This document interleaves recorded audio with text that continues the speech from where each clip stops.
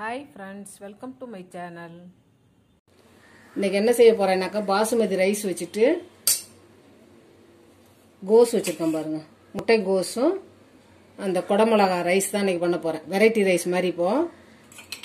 அதுக்கு இப்போ சாதத்தை வடிச்சு வச்சிருக்கேன். எண்ணெய் விட்டு கொஞ்சமா உப்பு போட்டு பாசுமதி ரைஸை பொலன்னு அப்படியே உதிரா வடிச்சு விட்டு ஆற வச்சு வச்சிருக்கேன்.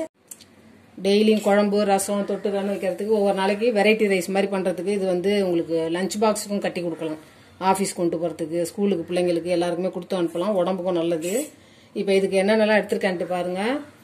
குடமிளகா 3 கலர் இருந்துச்சு, அதனால் 3 கலர் எடுத்து வச்சுருக்கேன். நீங்கள் 1 இருந்தாலும் 2 இருந்தாலும் போட்டுக்கலாம். வெங்காயம் 1 நீல வாக்கில் கட் பண்ணி வச்சுருக்கேன். முட்டைகோசு கொஞ்சம் கட் பண்ணி வச்சுருக்கேன். தேவையான அளவு உப்பு, மிளகுத்தூள், கரம் மசாலா தூள், கொஞ்சம் பட்டர் எடுத்துருக்கேன். எண்ணெயிலையும் வதக்கலாம், பட்டர் நெய் ஏதாவது போட்டுக்கலாம். கொஞ்சம் அந்த ஃப்ளேவர் சாப்பிட்றதுக்கு நல்லாயிருக்கும். இதில் பார்த்தீங்கன்னா 2 பச்சை மிளகாய் கீறி வச்சுருக்கேன். கொத்தமல்லி, பூண்டு, இஞ்சியும் பொடியாக கட் பண்ணி வச்சுருக்கேன். இவ்வளோதான் தாளிப்புக்கு. சிம்பிளாக உள்ளது தான் பாருங்கள். இப்போ இதை வச்சுட்டு முட்டைக்கோசு சாதம் எப்படி பண்ணுறதுன்ட்டு பார்க்கலாம். இது நல்லா ஆறி இருக்குது. எண்ணெய் விட்டு நல்லா ரெடி பண்ணி வச்சுருக்கேன். இப்போ டக்குன்னு தாளித்து விட்டுறலாம் அப்படியே. இப்போ ஒரு பாத்திரம் அடுப்பில் வச்சாச்சு. நல்லா காஞ்சிடுச்சு. பட்டர், நெய், எண்ணெய் எது வேணாலும் போட்டுக்கலாம், நம்ம இஷ்டம்தான்.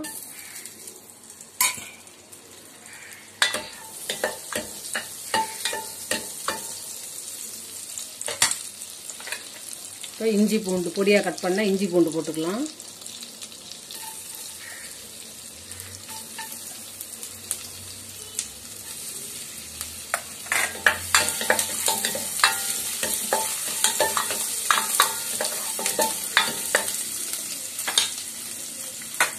அதில் கீறி வச்சிருக்க 2 பச்சை மிளகாய் போட்டுக்கலாம். இதுக்கு காரம் ரொம்ப தேவையில்லை. மிளகுத்தூளும் இந்த 2 பச்சை மிளகாயோட காரமே போதும்.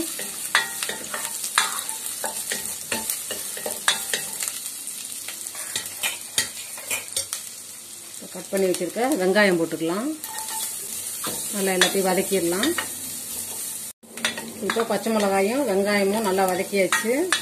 குடமிளகாய் எல்லாத்தையும் போட்டுக்கலாம் அப்படியே. முட்டைக்கோசும் போட்டுக்கலாம் அப்படியே.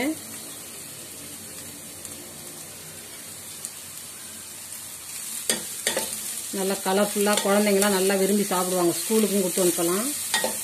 ஈவினிங் டைம்லையும் செஞ்சு கொடுக்கலாம். லஞ்ச் பாக்ஸுக்கும் கட்டலாம். எப்படி வேணாலும் யூஸ் பண்ணிக்கலாம். இதை சாதத்துலேயும் கொஞ்சமாக உப்பு போட்டு வடிச்சிருக்கேன். அதனால் பார்த்து கொஞ்சமாக போட்டுக்குங்க. இந்த வெஜிடபிள்ஸுக்கு மட்டும்தான்.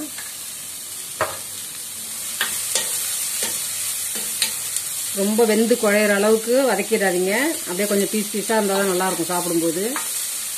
ஒரு ஆஃப் குக் பண்ண மாதிரி வதக்கிக்கலாம் அப்படியே எல்லாத்தையும். நீங்கள் இந்த வெள்ளை கலர் கோஸுக்கு பதிலாக வயலட் கலர் கோஸ் போட்டிங்கன்னா இன்னும் கலர்ஃபுல்லாகவும் இருக்கும். ஒரு 2 நிமிஷம் மூடி போட்டு எடுத்துக்கலாம்.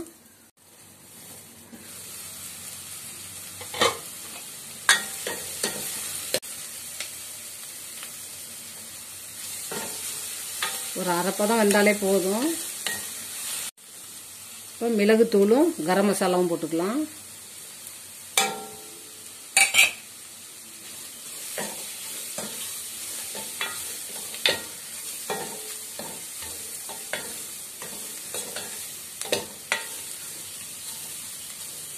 அவ்வளோதான். சாதத்தை போட்டு கலந்தோன்னாக்கா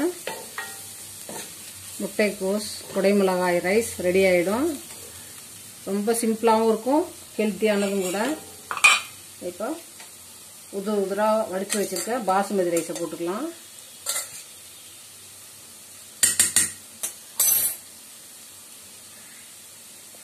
தேவையான அளவு பார்த்து போட்டுக்குங்க.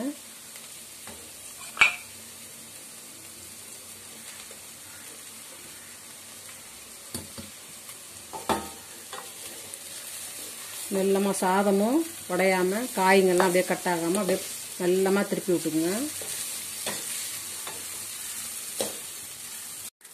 இப்போ குடைமிளகாயும் கோஸும் போட்டு சூப்பராக வெரைட்டி ரைஸ் பண்ணியாச்சு. இதில் கொஞ்சமாக கொத்தமல்லி போட்டுக்கலாம். ஸ்டவ் ஆஃப் பண்ணிவிட்டு அப்படியே கலந்து விட்டுடலாம். நல்லா கலர்ஃபுல்லாகவும் இருக்கும். குடைமிளகாயும் உடம்புக்கு ரொம்ப நல்லது. மேலே கொஞ்சம் கொத்தமல்லி வச்சுக்கலாம். அவ்வளோதான்.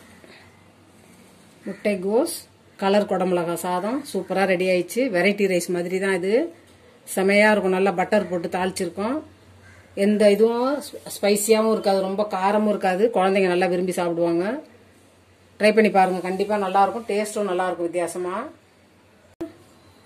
நல்லா சூடாக சாப்பிட்டீங்கன்னா நல்லாயிருக்கும்.